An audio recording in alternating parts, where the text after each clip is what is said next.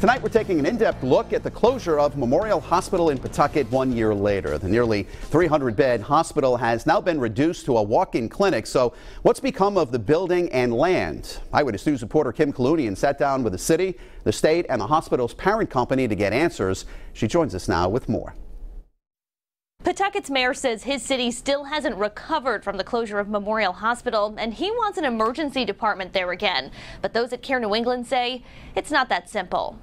A hulking hospital sits mostly empty at 111 Brewster Street in Pawtucket. We're not trying to blame, we're just saying, listen, it can't be another year that we're waiting on this. Pawtucket Mayor Donald Grebian says the clock is ticking, and a year after Memorial closed its emergency department for good, nothing has changed. As we sit here today, we're asking them to almost clear the property down, right, because the building it has some issues, and then turn it over to the city so we can go out and look at options.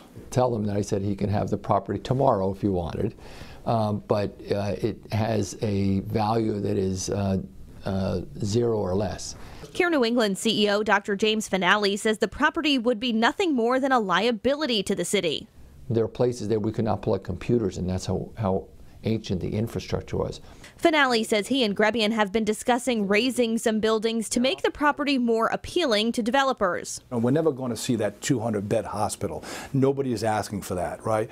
But we do understand that emergency service. So whether it's at that site or on a different site, we have to understand what Care New England is looking to do. Finale says he's open to partnering with another organization to bring an urgent care center to the site, but the idea of relocating or reviving a full hospital is off the table.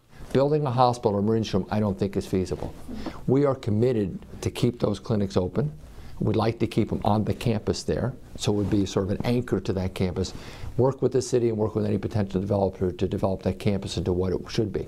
And earlier this year, Charter Care expressed interest in buying the Memorial property. But Dr. Finale says when Care New England reached out to them, they never heard back. A spokesman for Charter Care denies that claim and tells me when the company tried to engage in a meaningful dialogue, they were met with, quote, a litany of roadblocks and excuses. I'm Kim Kalunian, Eyewitness News.